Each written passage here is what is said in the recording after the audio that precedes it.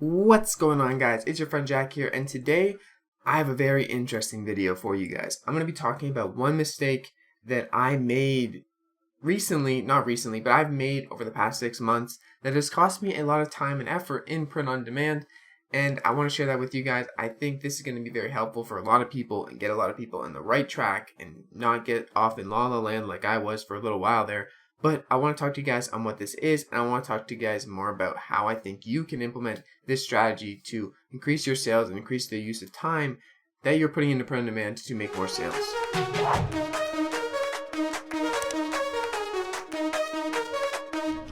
So recently I was watching a video by Paul Marles, and he talks about Amazon KDP and a sales quadrant. And this quadrant is very, very true. I'm going to show you guys here in a sec, but pretty much it outlines 4 different quadrants, each one being a different kind of demand and competition, and which ones you need to be in and which ones you need to avoid. And early in my print on demand career, for the first 3-4 months, I was kind of off in la la land making designs that some people wanted but way too much competition, or no one wanted and there was no competition.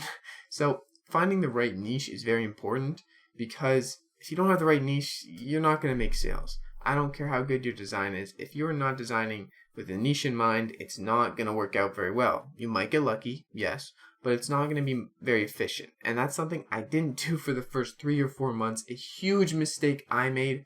And that's one of the biggest things I took away from print on demand so far, is that you need to find an audience and you need to find some lower competition. You can't go into the 100,000 niches.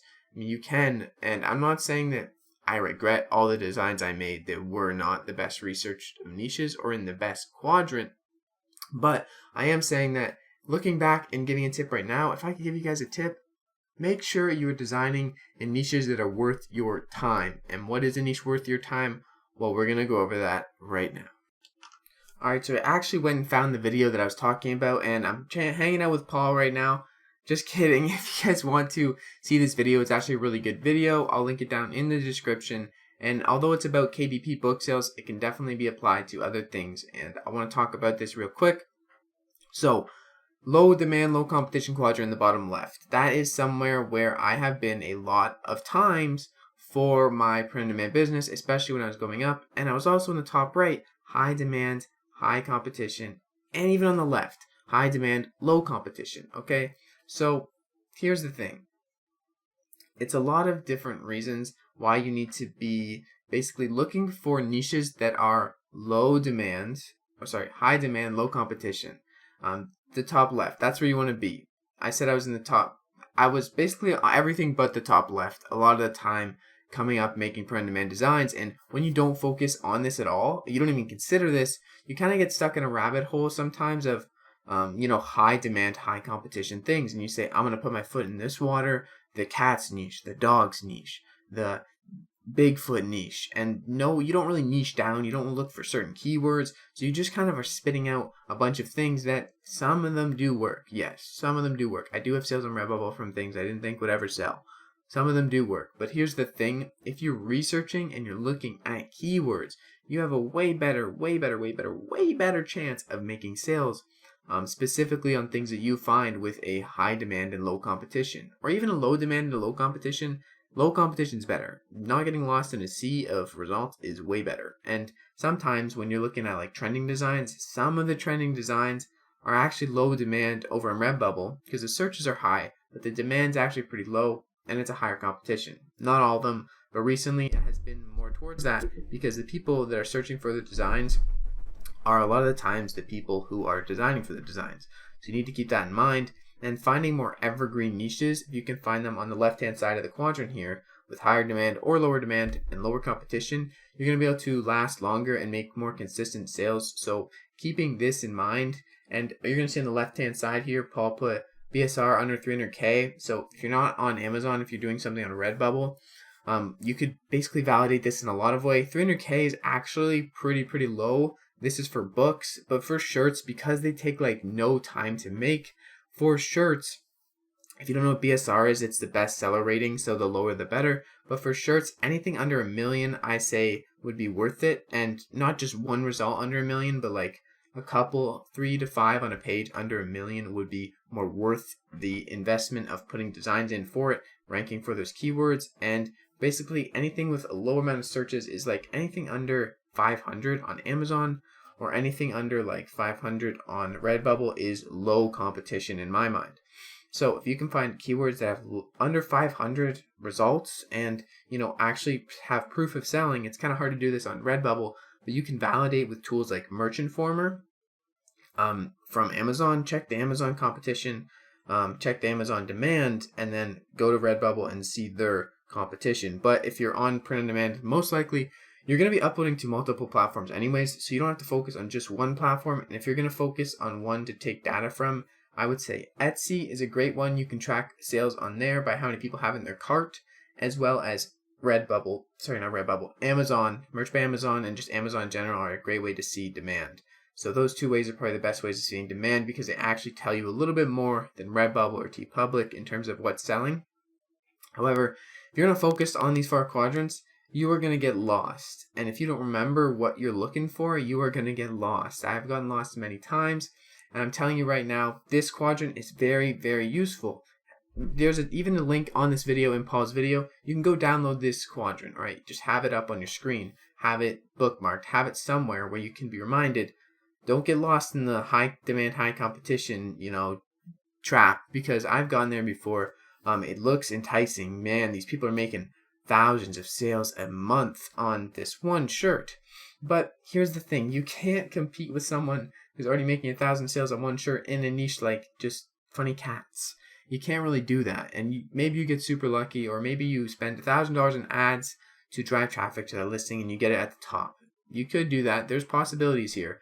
But if we're talking from a free perspective, you need to really look at the higher demand, lower competition, or even low demand, medium demand, lower competition niches, because you're putting your foot in fresh water. And when you can do that on niches that don't have much competition, you're going to have a way, way higher chance of actually making sales going forward and actually making consistent sales over a month. And you can get multiple shirts or books or whatever you're selling. You get multiple of them selling a month. And if you can get that consistent sales, 1 a month, 2 a month, just 2 a month on a single shirt, and you get that on 5 shirts, you're making 10 sales a month just with 5 shirts. So just imagine if all my 2,000 designs or my 2,400 now were all research niches. You can tell that they aren't because my sales don't really reflect 2,000 designs. That's because my niches are high demand, high competition, or low demand, high competition, things like that, or low demand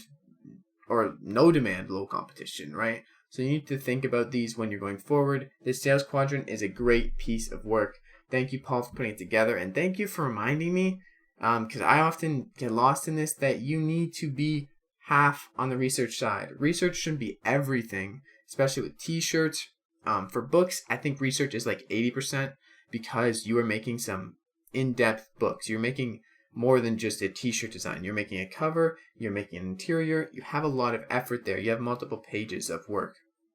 So for books, I think this is extremely important too in KDP. And for t-shirts and print on demand, I think it's also very important, but you shouldn't get stuck in the research section. Don't just get like, what they call it is paralysis by analysis. You need to move forward and actually make designs. So don't just get stuck and not be able to find a niche for 2 weeks that you think looks good. Go with something that looks okay, looks all right, and get designing, especially if you're new to this. It's okay to pump out a few duds because that is going to happen. I have over 1,000 duds, all right? It happens, but you're going to learn from that either way. Just keep in mind, your ultimate goal is to get designs that sell once or twice or 3 times or 4 times. You want to get designs in high competition, low competition. You want to get designs in low competition, high demand niches. That's your ultimate goal. So make sure when you're designing for things, you have a little bit of research to go with it. It doesn't have to be anything crazy.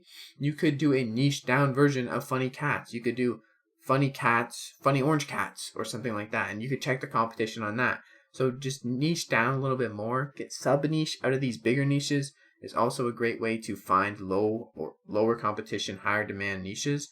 And keep that in mind that when you rank for these things that are sub niches of big niches, you can also, sometimes come back and rank for the bigger niches and get a piece of the pie, but that is a long-term thing that does take some time and effort. Just keep in mind, you don't want to be in the rabbit hole of, low demand niches that have a high competition, or high competition niches that you'll never get your foot in that also have a high demand. You need to keep this in mind. I think it's very important. It's a mistake I made very early on, in my print on demand career, and realizing this sooner would have definitely, saved me a few, hours of designs that weren't that great. However, knowing this now, I wanted to share with you guys, and I'm probably going to be revisiting this concept in a video in the future, because I think if you don't see this video, you might see the other video. But anyways, I think this is very important. If you didn't see my video yesterday on one other thing that I think you should do that's not really technical related to making money online, but I think everyone needs to do this one thing, then check it out.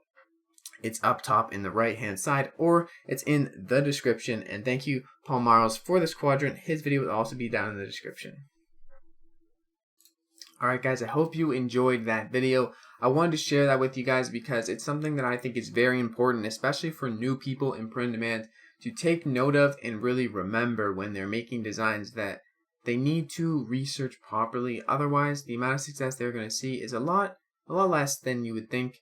And I can talk from experience making 2,400 designs and having probably over 2,000 of them not sell is something that I definitely look back on, and I realize why. It's because I wasn't paying attention to the quadrant. I wasn't paying attention to my niches very much, and I'm not saying that I regret making the designs at all, but it is a lot more effective of your time if you, one, look at what you're doing, and two, stick to what's going on, stick to what's working. And a lot of the times when I was designing, I wasn't doing that. I wasn't sticking to the things that were working. I was kind of just spitting out designs.